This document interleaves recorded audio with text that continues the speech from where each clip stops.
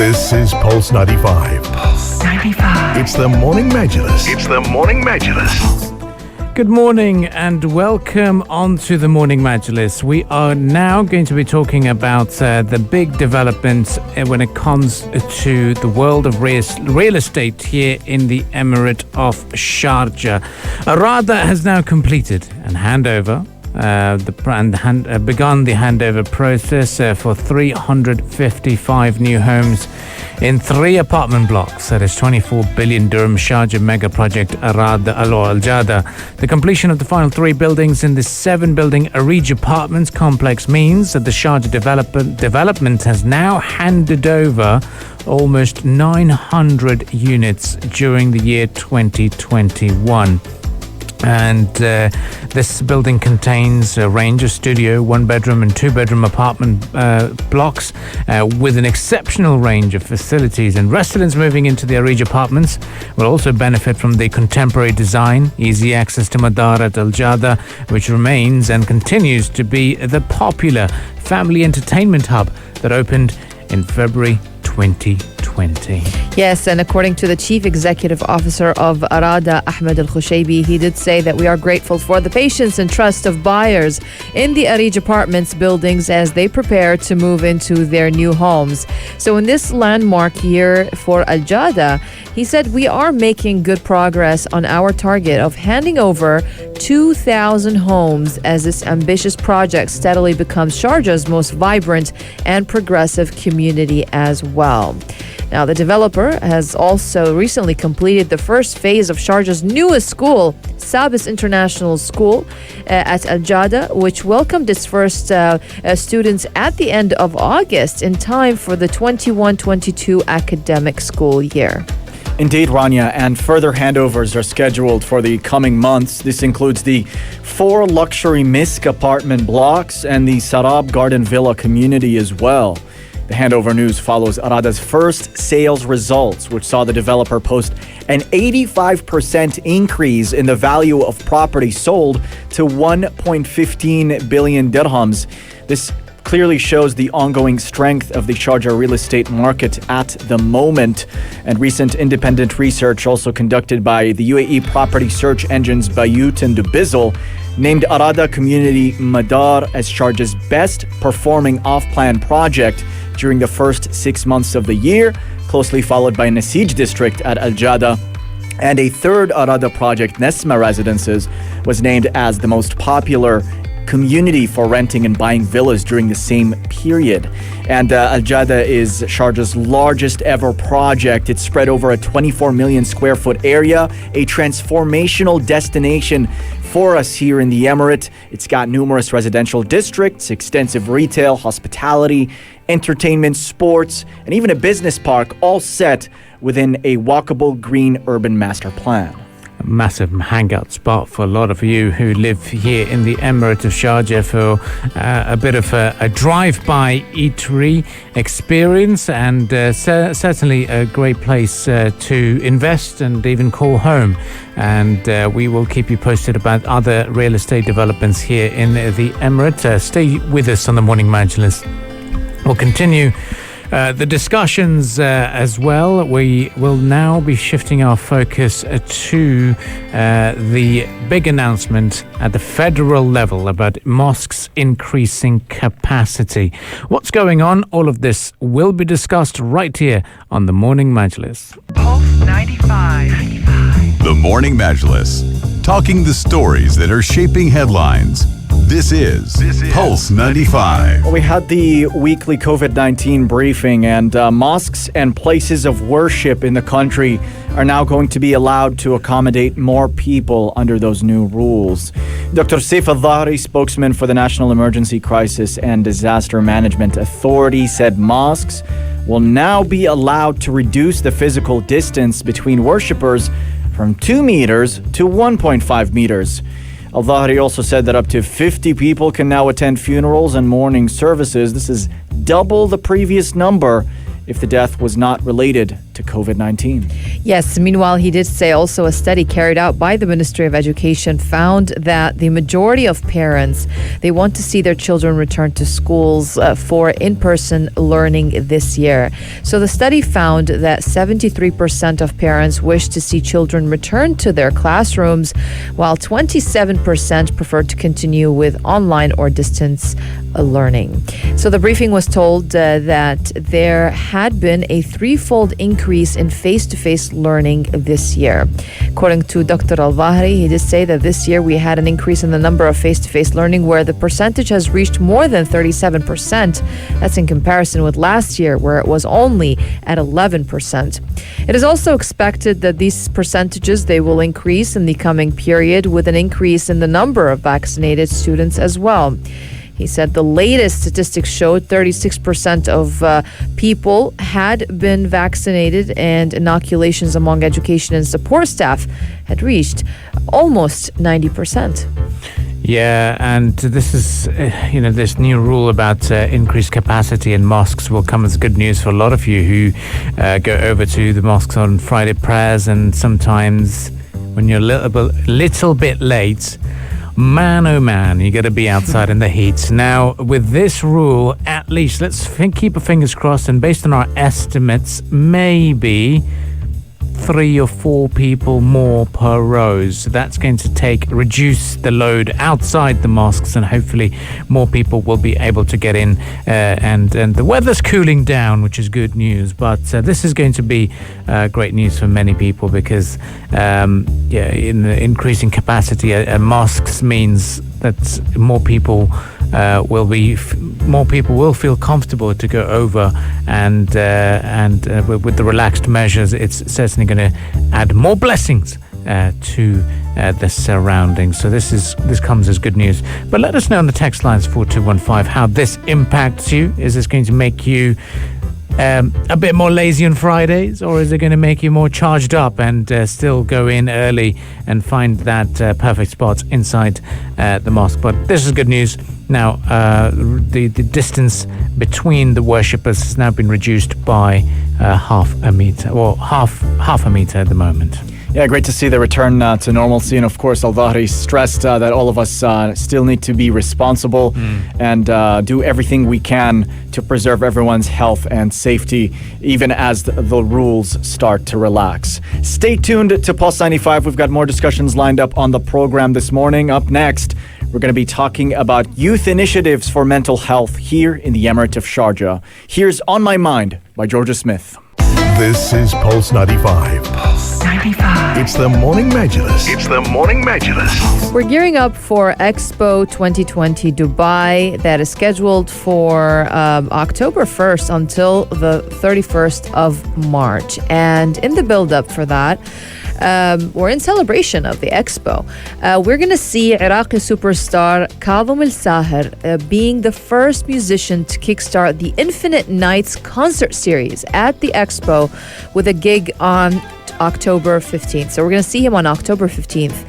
And he's going to be performing live from Al Wasl Plaza. And the show will be also streamed to a global audience.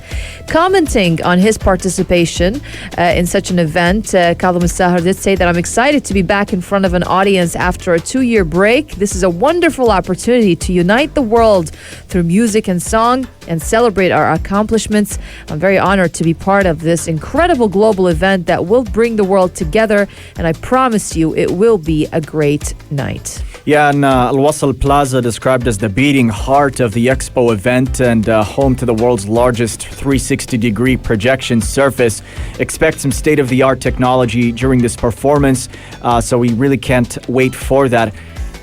Less than a month away. Yeah, a couple of weeks. Yeah, I mean, we got like around 24 days to go for the Expo event, but yeah, it's so much to look forward to here. Yes, it is. And, the Expo is going to be the big thing. It's going to be the big hype. As soon as October kicks in, or even a week before that, it's going to be crazy. You'll see your favorite local dailies decked and decorated with big branding of Expo, and I'm sure there'll be a lot of people shouting out and letting you know what you can do. But one surprising thing about the Expo I found out is apparently if you are above the age of 60, you can get a season pass for free of charge. My dad showed that to me yesterday, and he was very over the moon, saying, "I'm going to Expo for free." I was like, "That? Do you even know what Expo is going to show?" But I'm sure he's well aware of it, and he's really excited. I'm not as excited as he is at the moment, because I know there'll be a lot of work to do with the media vibes taking place at the Expo. But apart from that, I think the concerts are going to be a big thing. When's the last time we attended a concert? I can't even remember. Was it Eons Louis ago. Capaldi? Louis Capaldi, Wasn't it? I attended Alan Walker's concert. It was in January this year, and that was the first big concert during the pandemic, and it was a very strange one because everyone had to be seated down. When there's a massive DJ playing, you can't even move from your seats. So that was quite interesting. But I remember I attended a comedy show. If that counts. That counts. That counts. Well, Yeah. we're getting there. We're getting into these there. live events, Yeah. guys, because it's we're gearing up for IGCF and here in the Emirate of Sharjah, which kicks off on the 26th and 27th of September. High-profile speakers are attending this event, namely the former president of Estonia, as well as former press secretary of Tony Blair administration, and Sir Craig Oliver also joining us here at the IGCF in the Emirate of Sharjah. And then we have the Sharjah International Book Fair also to look forward to in October and November, hopefully. And there's plenty of live events coming back. So it looks like life is getting back to normal, and we're getting back into these live events, because these events are the ones that really bring the true character of the city, don't they? Yeah, they really do, and really restores a sense of normalcy and a return to life as well when you're around people and you're all celebrating something with one another in a physical way. I mean, that's absolutely incredible, and really can't wait to be there for that as well. But this Iraqi star, He's a big Kadhim deal. Al-Sahir, is he Sahir, a yeah. Kadhim Al-Sahir, Is he a big deal? Of course. Massive. Is he better than If Al-Sahir? if you don't know him, you've been under the rock. I have been under the rock. You have to know him. Just like you know Amr Diab. I know Amr Diab, yes. He's as big as Amr Diab. I know Asaf. Is it Muhammad Asaf? Muhammad Asaf, Asaf. yeah, Yes. that's another big name. He's a young guy. He's from, Muhammad where is he Asaf. from? He's He's Palestinian. Is he from DTS, downtown Selfie? No. Well, is he? Then but he's not as big. but Kadhim Al-Sahir, he's huge. Yeah? He's massive. He is massive. He is the Qaisar. They call him the Caesar of the Arabic song, and he's massive. He's international, by the way. He's sold over 100 million albums, and he had the highest attended Arabic concert of all time as well. So Yeah. his name transcends just regional stuff, because he comes from Iraq. He's been described as Iraq's ambassador to the Right. world. But if you've grown up anywhere in the Arab world, you're very familiar with his music. It's Yes. just been there. And he's been around for so long, too. I think Since the 80s. since the 80s, he's Yeah. been making hits, and Yeah. it looks like he hasn't aged at all. No, Okay. he hasn't. I'll drop him an email and say, "Hey, mate, do you want to come on to the morning Majlis?" He lives in Dubai, by the way. Oh, does Yeah. he? Yeah, I could he do really it. does. Okay, let's drop his team an email and get him on board on Morning Majlis. That'd be quite cool to do. Maybe Big Hass has his own contacts with good old Kadhim. You never know. He won't. No, he's too big. You don't understand. You need, yeah. You don't understand the amount of wasta that you need for a Kadhim Yeah. Al-Sahir. You'll need to bring out the big guns for Yeah, that. you got That's it. my Morning Majlis card. Oh, wow, for sure. Well, stay with us on the Morning Majlis. We'll continue the discussions here on the program. We'll be back right after some more musical entertainment that we have to offer. And after that, we continue and move on to the world of enough supply of vaccine by the year 2022. This is the Morning Majlis only on Pulse 95. Pulse 95. The Morning Majlis, talking the stories that are shaping headlines. This is Pulse 95. This is Pulse 95, and a very, very warm welcome back onto the program. The Morning Majlis will now look at the world of vaccines. Now, everyone is in the UAE is contemplating, even thinking about a third dose or a booster shot, but half of the world is or close to half the world still hasn't been fully vaccinated, and this is why we've got this bit of an issue, and WHO issuing guidelines saying hold on or slow down your booster shots. So now a leading pharmaceutical trade association called the International Federation of Pharmaceutical Manufacturers and Associations, Affinity, saying that there will be enough COVID-19 vaccine doses produced by January 2022 for every adult in the world to be inoculated. Now, the figure looks like that the mean supply, especially when it comes to 12 billion shots to be expected to be produced, or 24 billion shots to be produced by June 2022. And they're saying that this would mean that it would outstrip global demand. And they're saying that vaccine manufacturers are currently producing about 1.5 billion doses a month. That's right. And the association's Director General, Mr. Thomas, he did say that the news should be a game changer for vaccine equity. And we cannot be insensitive to the fact that so far only about 6% of Africa's adult population have received full vaccination, whereas in many of the Western countries, we are at 70% plus. He said that even on the basis of the most conservative projections, G7 countries, they would have 1.2 billion surplus doses this year, even if they vaccinate those over the age of 12 and give booster shots to at-risk people or patients. Now, if these 1.2 billion doses, they are shared before the end of this year, according to the general director, it would mark a turning point in vaccine distribution and open the way to reset for vaccine equity. That's right. And looking further into this, Paul Stoffels, Chief Scientific Officer at Johnson & Johnson, said it was important that a mechanism was set up to ensure that a surplus of doses could be rapidly donated to the developing world. He said they're all thinking about how we can donate the surplus in a very effective way to the low and middle income countries. He said this will help and assist very, very quickly on top of the direct supplies from us to those countries. Now, under the COVAX initiative, wealthier countries are able to donate vaccines to the developing world, and reportedly Pfizer was developing new vaccines tailored specifically to variants of this virus as well. Well, let's see what happens in the next few months, and how the United Arab Emirates also comes up with renewed vaccination drives. Are companies now going to be forcing their employees, or would they be organising these booster shot doses, and what happens next? But there's a lot of you who've actually got quad-core protection because you've taken the Sinopharm and also both doses of Pfizer. So we hope that you are in good shape and good health as well. And do let us know if you are one of those quad-core protected individuals. We would love to hear from you on how confident you are now that your bodies and your antibodies could tackle any potential COVID-19 infection. Stay with us on the Morning Majlis. We'll continue the discussions here on the program. We're fast approaching the business headlines. And then after that, we'll talk to you about festivals as well as sporting competitions. You're listening to the Morning Majlis only on Pulse 95.